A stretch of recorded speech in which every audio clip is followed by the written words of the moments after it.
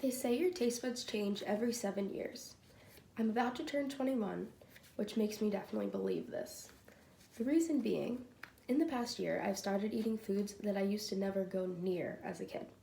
Growing up, I would only eat cheese if it was melted on pizza or in mac and cheese. Now, as a snack, I'll take a bite of it right off the block. I'm Callie, and today I'm going to be talking to you about cheese. I think it's important to understand these cheese-related topics so that you can properly enjoy this delicious snack. I also feel like I'm a credible source because as a culinary student, I've had experience in my classes tasting cheeses and learning why they get their flavors. And in work, I used to work in the deli at Wegmans, and I would spend my days slicing cheese and making charcuterie platters.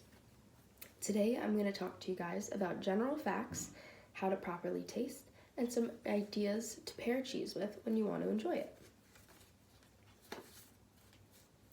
So first, I'm going to tell you about the 7 types of cheese.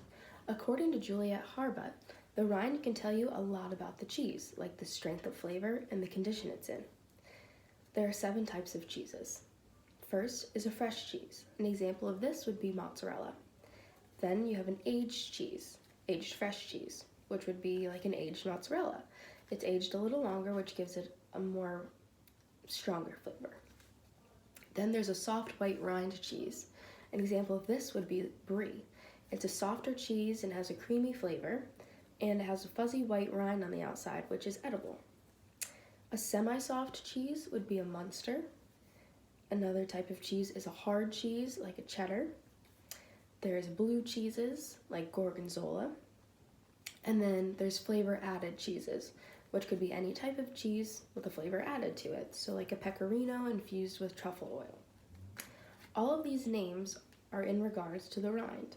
So like I said earlier from my quote from Juliet, the rind can decide how the cheese is going to taste.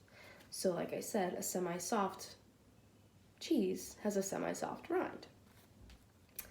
Now that I've told you about the 7 types of cheese, I'm going to talk to you about how to properly taste the cheese. The first thing to remember is tasting is not the same as eating. Here are some tips on how to taste cheese.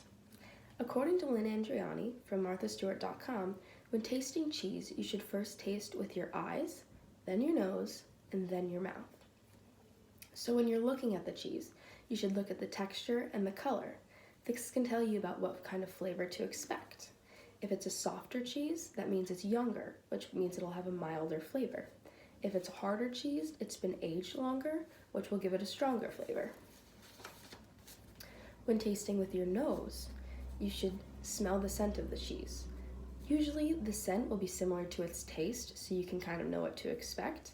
And if it has a stronger scent, that means it's been aged longer, so it'll have a stronger flavor. As opposed to a younger cheese, it won't have much of a scent, so it'll probably be more mild. Like mozzarella, for example. If you smell mozzarella, it doesn't really smell like much, and it has a pretty mild flavor. And when tasting with your mouth, always try the cheeses that are more mild and then work your way to the more stronger flavors. And when you're cutting from the cheese wheel, take cuts from the middle, then work your way outside because the flavor is going to be stronger closer to the rind.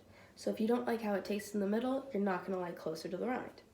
And always remember to use plain baguette or crackers to neutralize the flavors between each cheese. Now that I've told you how to properly taste, I'm going to give you some pairing ideas for when you're ready to enjoy. When eating cheese, some foods complement it very, very well. According to Kelly Foster, sweetness of fruit, dry or sweet, can complement the rich, creamy cheeses very well. Try to include sweetness, acidity, or spice to cut out the rich, fatty proteins of the cheeses. Some examples that I like to enjoy would be a brie cheese, which is creamy and salty, with a berry jam, which is tart and sweet.